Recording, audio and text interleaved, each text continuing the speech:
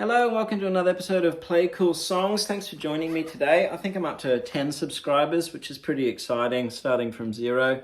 So hello out there, and if you have any questions or comments or words of encouragement, feel free to leave them below and I'll get back to you when I can. Today we're going to check out a song from the Buena Vista Social Club soundtrack called Chan Chan, and many of you might be familiar with that one. I absolutely love that album. It transports me to another place. I just find it very inspiring. And the movie too with Rai Kuda. Yeah, just really wonderful stuff.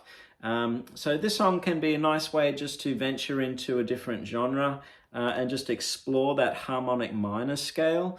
So let's have a look at the chords to start with so that we know what we're dealing with. We're in the key of D minor, so I've got my D minor, F major, G minor to A major or A7, D minor, F, G minor to A7 feels right there. So I tend to play my voicings up here, and I know the song itself is quite piano-centric, so I'm really just translating things over to my instrument, but there is a piano player in my band, so I'm just keeping things kind of minimal in my approach with the chords because I've got a horn section, piano player, and they're just kind of taking up all this space in the frequency spectrum and all of that. So I find less is best. And so I'm just kind of taking the essential flavor of these chords and just putting it into the arrangement. So I play my D minor there. I've got a D-shaped F there, right? G minor. D minor shaped G minor, and then my A major there, or play your A7 there. So, having some different voicings just gives you options. And for me, that Mickey Baker book 1, the jazz book that Robin Ford talks about was really great. But yeah, plenty of good resources out there with some different chord voicings there, There's always sort of 2 or 3 that you want to have as options for these minor and dominant 7 and major 7 chords that you're going to be playing all the time.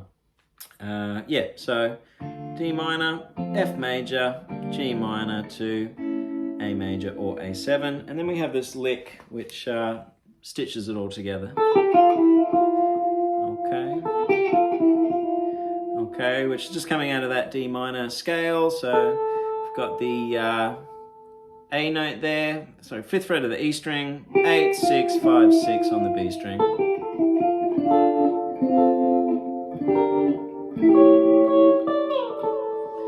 Okay, so that'll get you through the song. If you're putting this in your loop pedal or looking to create some melodies over the top of this, really the song is telling you that we're in the key of D harmonic minor, and it's doing that by that A major chord there, that A7, which is the dominant 5 of D minor, and essentially it's got that C sharp note in it, which is our leading tone up to the D, and that's kind of the personality of that scale.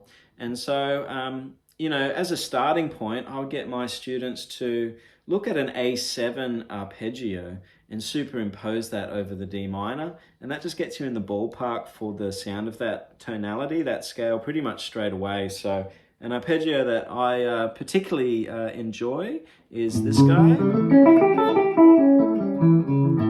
Okay, so just going on my strings from top to bottom. I've got 5th fret, 4, 7, 5, 7, 6, 5, 8, 5.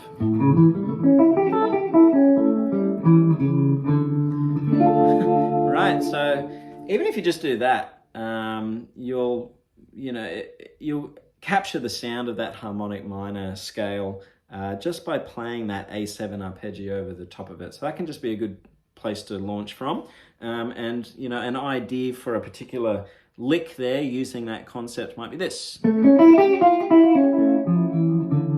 Okay, so I'm just playing that A7. And then really just going down the scale, right? So 7, 6, 5, 8. And that's me just outlining the A7 arpeggio there. Okay, so that can be a good way to do it.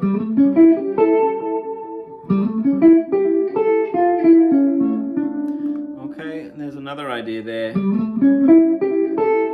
There's another arpeggio there, so I'm going like 10, 12 on the A string.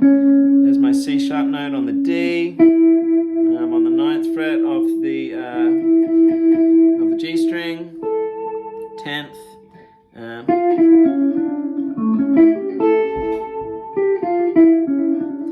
Same kind of idea there. Starting with an arpeggio and then finishing with just a melodic run down the scale. So that for me has been really, really useful just to get going with this kind of thing. Because really I've got to park all my D minor bluesy Clapton licks to one side. They aren't really appropriate here because it's not genuine to the style. So for me, I never really hear that too much, in the practitioners of this particular genre. So I'm really trying to work within that harmonic minor, and I suppose it's a little bit more of that extended kind of jazzy approach with what we're doing here. So having said that, another thing that really has helped me is just this incorporation of chromatics as well. So I might just outline a D minor arpeggio and include some chromatics in that. So I'll show you that now. Excuse me. So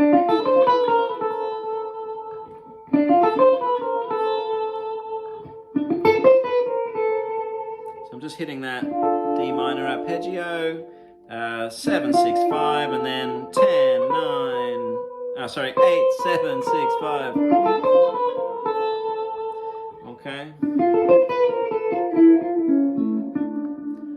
And then I can bring in some of that A7 flavor as well.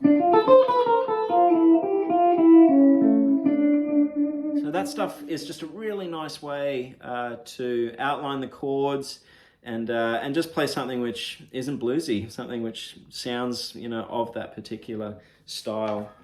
Django Reinhardt and to some degree like Yngwie Malmsteen are really good to check out for this kind of language, musical vocab, because they deal within the harmonic minor all the time. So some concepts which I've taken from them, to play over this stuff. Not that I'm going to shred some Yngwie for you now, but an idea that I have really borrowed from him was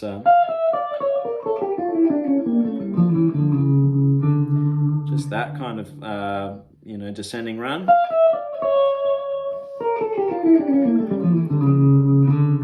And really what I'm doing there is just playing the same line in 3 different places. So I'm on 13, 12, 10, 9. Okay, then 11, 10, 8 on the B. Okay, 10, 9, 7, 6 on the G. 8, 7, 5, 8, 7, 5, 4, and then back.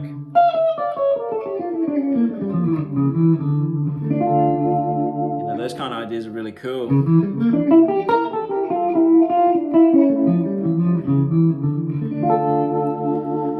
So have a play around with that stuff, and just try not to go to your bluesy licks so much. And even if it's just a matter of picking out notes that are in that in the chord of the moment. So I might even just play something that's like. And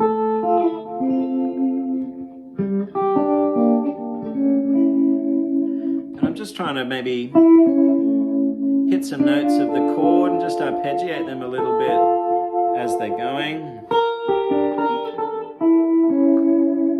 And you'll just find some nice little melodies pop out that way. Another thing I would add is, I've got my analog delay happening there, the Brigadier from Strymon, and I love the TR2 from Boss. Tried every trem pedal there is, and I keep coming back to it. And for me, I just have those on pretty much the whole time because I feel like I'm just creating an atmosphere underneath the other bandmates on this one, and just trying to create something that's like a pad, like just an atmospheric, soundscape underneath it. So I'm not playing too much when we do this song live. Yeah. So I hope you enjoyed that and get something out of it. I'll see you for the next one. Stay well out there. Talk to you again soon. Bye.